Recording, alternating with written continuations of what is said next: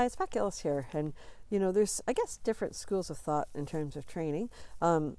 We lean always towards the partnership side as opposed to the bullying side, because for me, there's not much point in it if we're going to just bully a horse into submission.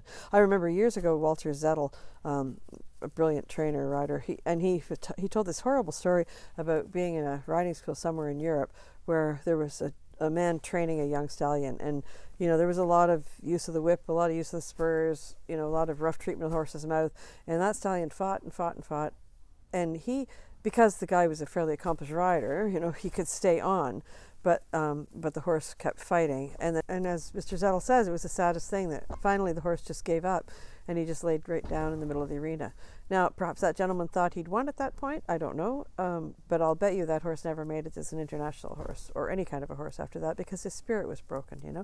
And so for us, anyway, that's a terrible far extreme of bullying, but like for us, like what we like to think of is that we're always trying to work within a horse's threshold. So there's certain signs horses give where you're starting to go past that, where the tension is starting to creep into the work. We've talked about it before, that sense of the horse stops licking and chewing, perhaps even that vein that runs up beside their mouth disappears as all the blood starts to move, or the organs that would help with flight, and the horse starts, sometimes they stop blinking, and you can just tell in the body of the horse that there's tension.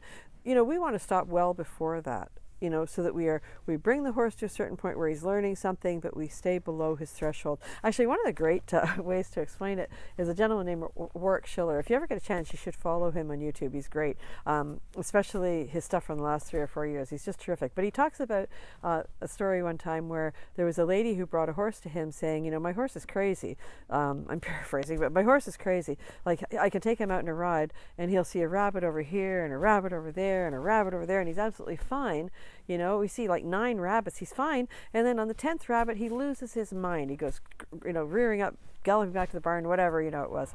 And she says, so he's nuts, right? And Schiller answers, he says, well, actually, he says, what your horse is telling you is that he has a 9 rabbit limit. And that after that, it's too much, right? And so it's a great story the way he tells it. But what he's essentially saying is that, the horse was already getting elevated on the first rabbit and the second rabbit and the third rabbit, but she didn't notice. And it was finally at the 9th rabbit, there was no threshold left. He went over the threshold for the 10th rabbit.